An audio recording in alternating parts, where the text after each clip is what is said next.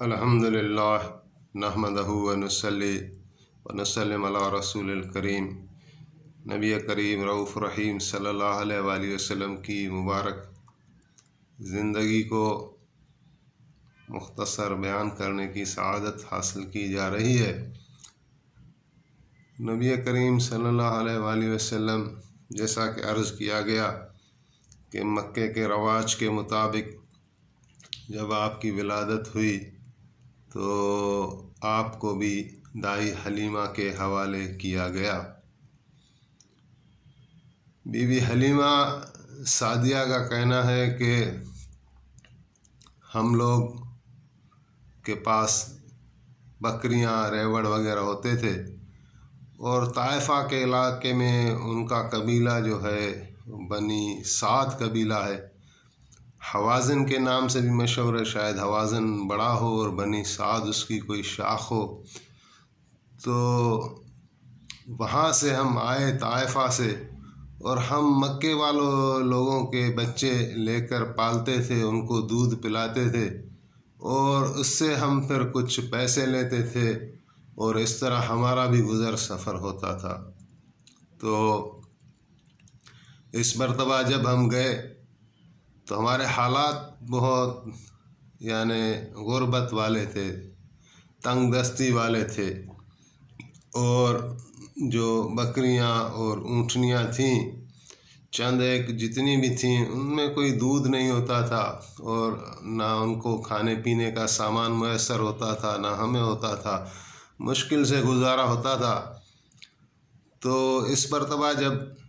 औरतें जा रही थी हमारे कबीले से बच्चे लेने के लिए मक्के, तो काफ़िला था, मैं भी उसमें तैयार हो गई। लेकिन मेरी जो गधी थी जिस पर मुझे सवार होना था, सफ़र करना था, वो बहुत कमज़ोर हो गई थी और वो उनके साथ चल नहीं पा रही थी। तो वो जगह जगह मुझे पुकारती थी कि आ जाओ हलीमा, और आखिरकार मेरे से तंग होकर वो पहले मक्कतुल मुकर्रमा पहुंच गई, जितनी भी मेरी सहेलियां थीं, और उन्होंने बच्चे उठा लिए। मुहम्मद अलैहिस्सलातु वस्सलाम का सब ने सुना, लेकिन चूँकि नबी करीम रऊफ़ रहीम सल्लल्लाहु अलैहि वसल्लम इस दुनिया में जब आए तो आप यतीम थे। आपके वालिद हज़रत अब्दुल्लाह इंतकाल फरमा चुके थे। लिहाजा जिन औरतों ने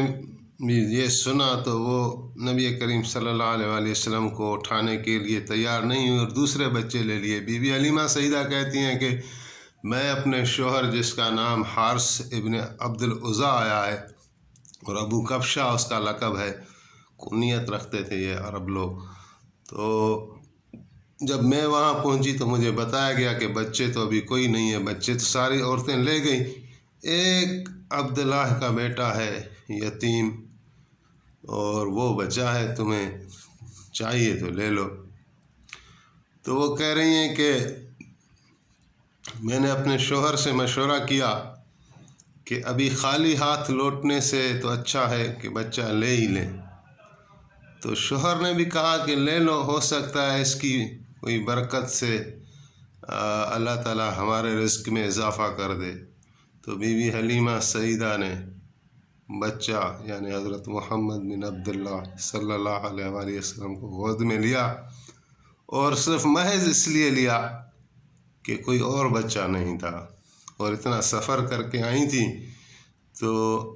खाली हाथ भी जाना गवारा नहीं किया। और फिर हज़रत आमना की खिदमत में हाज़िर होकर हज़रत मोहम्मद सल्लल्लाहु अलैहि वसल्लम को लिया, और जैसे ही लेकर जो भी उनकी क़यामगाह थी मक्के में वहाँ पहुँची तो हालात यकसर तब्दील होने शुरू हुए। वो फरमा रही हैं कि पहले तो मेरे सीने में दूध नहीं था, क्योंकि जो बच्चा साथ होता था, यानी जिस बच्चे की विलादत की वजह से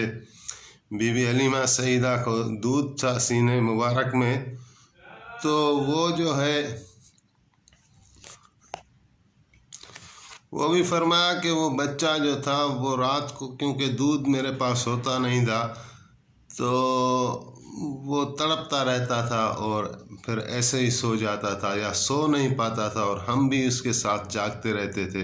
اور دودھ ہو تو اس کا پیٹ بھرے تو وہ سوئے آرام سے، تو آرام سے سو نہیں سکتا تھا۔ لیکن جیسے ہی میں نبی کریم صلی اللہ علیہ وآلہ وسلم کو اپنی گود میں لائی تو میرا سینہ دودھ سے بھر گیا، اور میں نے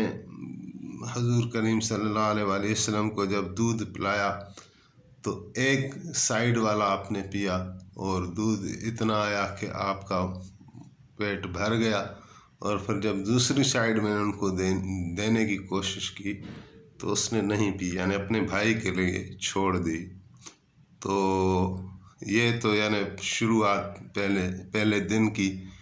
اور پھر فرما رہی ہیں جو ہمارے ساتھ اونٹنی وغیرہ تھی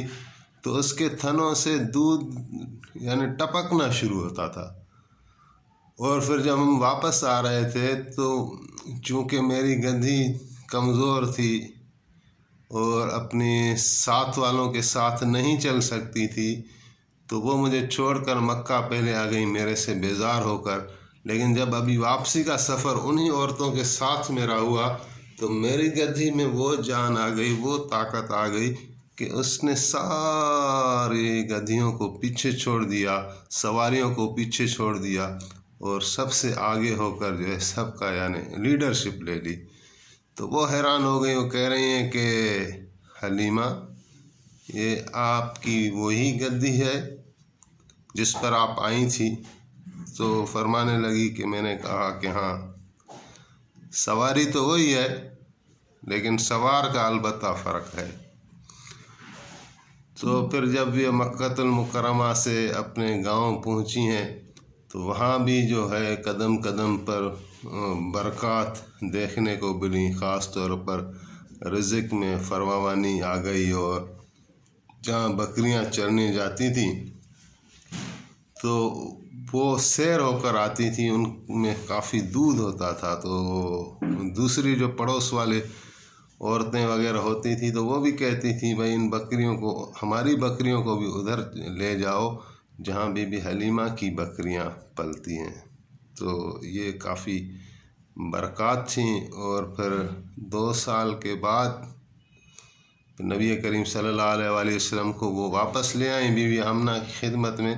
لیکن بی بی صاحبہ نے کہا کہ مکے میں کوئی وبا پھیلی ہوئی ہے، ان کو آپ واپس لے جائیں۔ پھر جو ہے بی بی حلیمہ سیدہ حضور علیہ السلام کو واپس لے کر آئیں، تو یہ ان کو بڑی سعادت نصیب ہوئی کہ نبی کریم صلی اللہ علیہ وآلہ وسلم آپ کی گود میں آپ پرورش پائی۔ اور بی بی حلیمہ سیدہ کا کہنا ہے کہ اس بچے نے جو سب سے پہلے کلام کیا، جو الفاظ اپنی مبارک زبان سے نکالے وہ یہ تھے: اللہ اکبر کبیرہ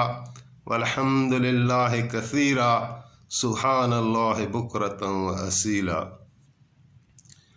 تو پھر واپس آتے ہیں، جب آپ کی عمر مبارک 6 سال کو ہوئی تو پہلے بھی تھوڑا بیان ہو چکا، اس میں آپ کی والدہ ماجدہ نے انتقال فرمایا، تو آپ جو ہے وہ اپنے دادا حضرت عبد المطلب کی شفقت میں آ گئے۔ حضرت عبد المطلب آپ سے بے پناہ محبت کرتے تھے، یتیم بچہ، عبداللہ کا بچہ، نہ بہن نہ بھائی نہ باپ، اور ابھی والدہ بھی نہ رہیں، تو حضرت عبد المطلب جو رقت، جو محبت، جو شفقت، جو جذبات نبی کریم صلی اللہ علیہ وآلہ وسلم سے رکھتے تھے وہ اپنی اولاد سے بھی نہیں رکھتے تھے۔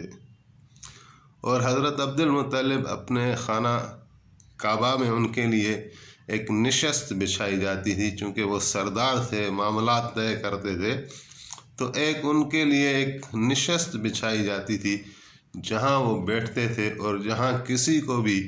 بیٹھنے کی یا قدم رکھنے کی اجازت نہیں تھی، خواہ بھلے عبد المطلب کا بیٹا کیوں نہ ہو، لیکن اس نشست پر حضرت عبد المطلب ہی بیٹھتے تھے۔ نبی کریم صلی اللہ علیہ وآلہ وسلم کے ساتھ محبت تھی، اور حضور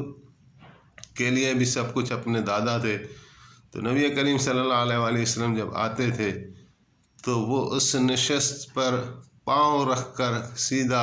अपने दादा की गोद में बैठ जाते थे। तो ये बात जो है अरबों को नागवार गुजरती थी और उनके माथे पर थोड़ा शकन आ जाता था। तो नागवारी के आसार महसूस करते हुए हज़रत अब्दुल मुत्तलिब उनको फरमाते थे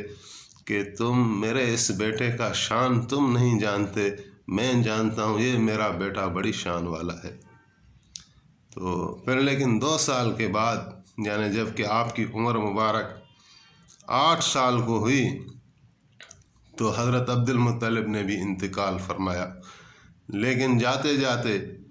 आपकी जो पालना का कई ज़िम्मेदारी थी वो आपने अपने बेटे हज़रत अबू तालिब को सुपर्द किया, नबी करीम सल्लल्लाहु अलैहि वसल्लम के जो सगे चाचे थे, यानी माँ की तरफ से भी और बाप की तरफ से भी। और फिर उन्होंने जो जिस तरह ये ज़िम्मेदारी अपने कांधों पर उठाई और जो शफ़क़त और मोहब्बत नबी करीम सल्लल्लाहु अलैहि वसल्लम से की, उसकी भी मिसाल तारीख़ में नहीं मिलती कि वो चाचा अपने भतीजे पर कुर्बान हो गया और इतना प्यार दिया कि उसके यानी उसकी कोई मिसाल नहीं मिलती। वो और आपका जो साथ रहा, यानी जब कि आपकी उम्र मुबारक 8 साल की थी तो आप जनाब अबू तालिब के हवाले हुए, और फिर जब आपकी उम्र मुबारक 50 साल को हुई, यानी नबूवत को 10 साल गुज़र चुके थे, आपकी उम्र मुबारक 50 साल थी, तो उसमें जनाब अबू तालिब ने इंतकाल फरमाया। तो ये मिला के 42 साल होते हैं। और उस पे मुसलसल जो है वो आप अलैहिस्सलाम की खिदमत की, पालना की, और ख़ास तौर पर जब आप अलैहिस्सलाम ने ये तहरीक उठाई इस्लाम की, तो जिस तरह उसको प्रोटेक्ट किया और हिफाजत की और एक पहाड़ की तरह खड़े हो गए और किसी चीज़ की परवाह नहीं की, आपकी बुनियादों पर दोस्ती की, आपकी बुनियादों पर दुश्मनी की और हर तरह से कुर्बान हो गए। वो मिसालें अपनी जगह आएंगी जब हम ये तारीख़ का मुताला करेंगे। तो ये यानी नबी करीम सल्लल्लाहु अलैहि वसल्लम इस तरह जो है जनाब अबू तालिब के पास आ गए। फिर उन्होंने भी बरक़ात भी देखी नबी करीम सल्लल्लाहु अलैहि वसल्लम की, और ये फिर इंशाल्लाह इसको आगे और सिलसिला बढ़ाएंगे। तो अल्लाह ताला हमें सही बयान करने की तौफ़ीक़ अता फ़रमाए। आमीन बिजाह नबील अमीन सल्लल्लाहु अलैहि वसल्लम।